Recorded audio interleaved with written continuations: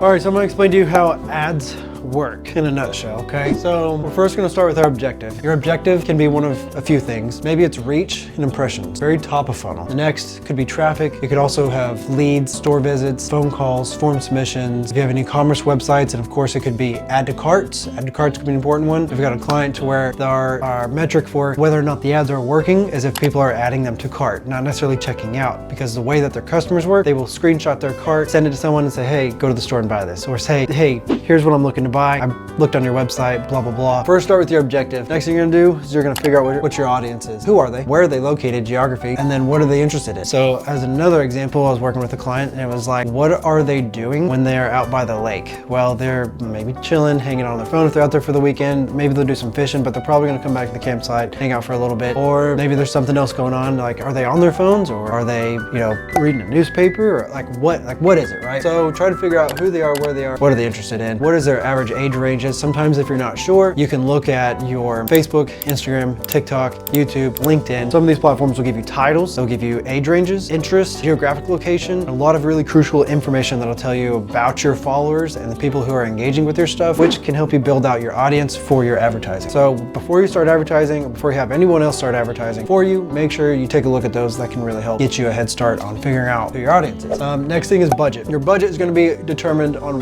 what you need to spend is going to kind of be determined on how big your audience is. If you're geographically trying to target the entire United States, there's millions and millions of people. You're going to need a very large budget. So right off the gate, unless you've got a very large budget, you're going to have to reduce that to the geographical area that you're located in, which will also kind of determine who and what they're interested in. So budget. There's minimum recommendations for each advertising platform. If you're going to be running, for example, audio ads, like let's say on Spotify, iHeartRadio, podcast, streaming platforms, things like that in an auditorial format, minimum budget's right around $1,000 a month. If you're going to be doing YouTube ads, minimum recommendation $500. I would honestly kind of lean towards closer to the $750 to $1,000 minimum budget. Facebook and Instagram, it could be Google, minimum $500. Social media, minimum $500. Duration is another thing too. Minimum, that's per month. $500 per month on Facebook, Instagram, $500 a month minimum on Google. You're gonna run the social media ads for a minimum 30 days on Google, for example, run them for a minimum of 90. You gotta give some time for these ads to work, some of the platforms to work. Last example on this would be, we were running some ads on Pinterest. We saw the first week they weren't doing so well. The second week they were doing a little bit better. By the third week they were doing amazing. And within those 3 weeks, we were learning which ads were working the best based on which creative we had. Next, you're gonna figure out which platform you need to advertise on, which will also help figure out,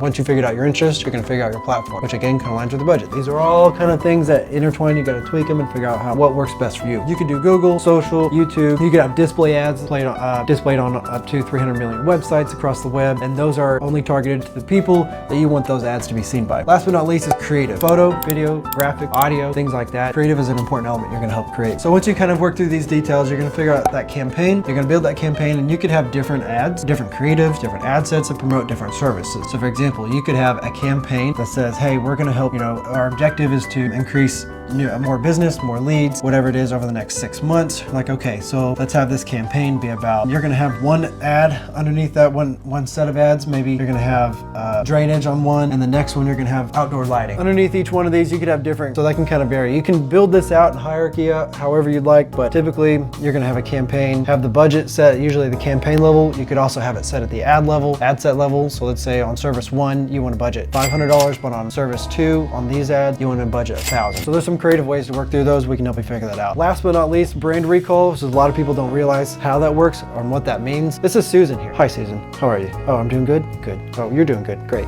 I'm doing good. Why, thank you. So Susan here is at home on her laptop, or maybe she sees an ad on TV. She's sitting there watching Netflix. She pulls up her phone. She looks through Facebook, and all of a sudden she sees her friends, and then bam, there's an ad. There's an ad for one of the drainage services or whatever, right? Or one of the landscaping services. She skips by it and she goes, oh, that's cool. Keeps going, right? Which is what a lot of people do. A lot of people see that impression, they see that reach. That's great. So when it comes time to where they need that drainage service, a lot of times they're not going to go back and find that ad. There's almost no way to go back and be like, where's that ad? Unless they've screenshotted or somehow saved it on whatever platform it's on. So when they need that service, their yard's flooded, they need that drainage service, they're going to go to Google and they're going to search drainage company, drainage services, drainage contractor, landscape drainage, whatever it is, right? Yard is flooded.